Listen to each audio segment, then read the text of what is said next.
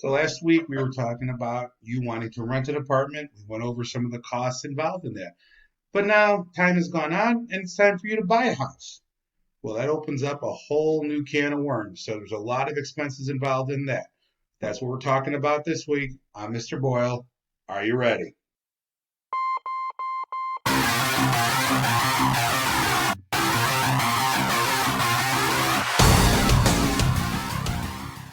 Hi, everyone. Mr. Boyle here today. Sorry if you can't see me, but this lesson requires the whole screen, so I had to take off my video camera.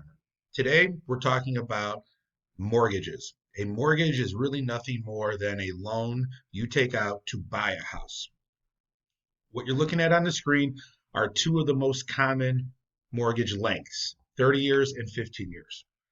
You can pause this at any time so you can see how it's done and give it a shot. I gave it as an example, $200,000 at 4.2% APR. Here's your 30-year mortgage. There's your 15-year mortgage. You can see right here that the 30-year mortgage, you're paying $978 a month, and the 15-year mortgage, you're paying about $1,500 a month, which makes sense. 15 years, you're paying the loan off faster, so you're going to have to pay more each month. What would the advantage of that be? That's what the problems down low are showing. Here you see that over the course of your 30-year loan, you're going to make 360 payments, and there's going to be your total that you pay back to the bank. Subtract what you borrowed, and you're left with the finance charge.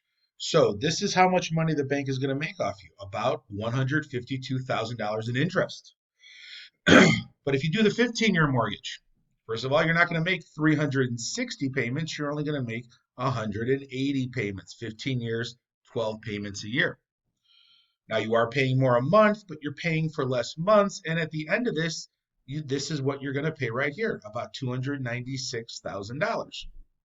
If you subtract the $200,000 you borrowed, you can see your finance charge is a lot lower. Now, there may be a couple of problems on the worksheet where you have to actually calculate your monthly payment. Sometimes it'll already be done for you. So I just wanted to show you that there. Feel free to pause and crunch those numbers if you want to make sure you know what you're doing.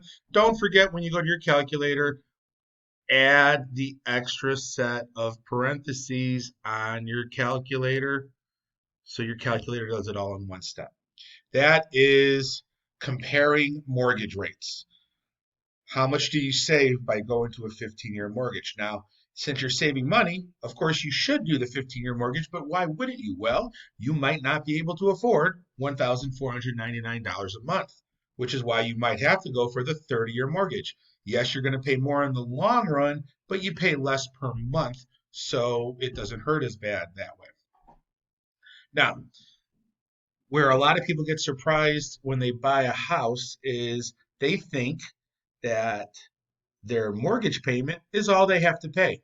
There's more to it. The next thing is property taxes. Property taxes are something you will have to pay if you are living in a house.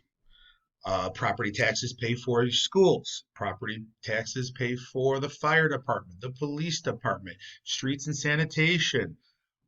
That comes from property taxes. Now, how you calculate property taxes is actually really confusing. So I simplified it.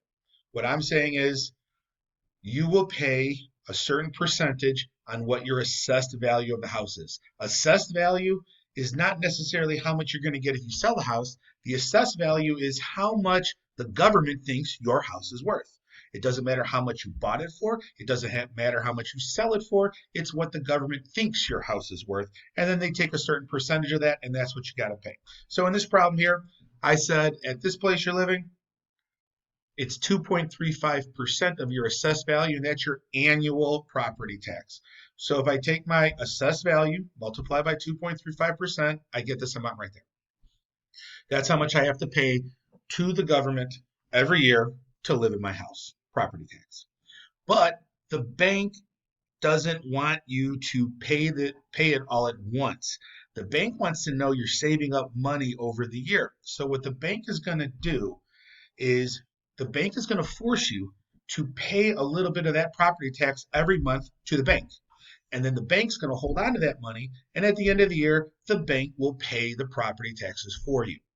If you don't pay your property taxes, the government can take your house, and now the bank's out of money. The bank doesn't want that to happen, so they make you pay, in addition to your mortgage, they will make you also pay the property taxes in 1 month increments. And I've done that for you here.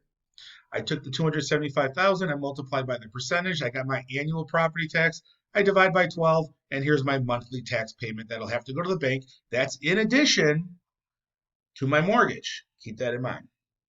That's all for today. Work on the worksheets. Come talk to me on Monday or Tuesday or Wednesday or Thursday or Friday to talk about the problems if you're having issues. This is Mr. Boyle. I'll talk to you later.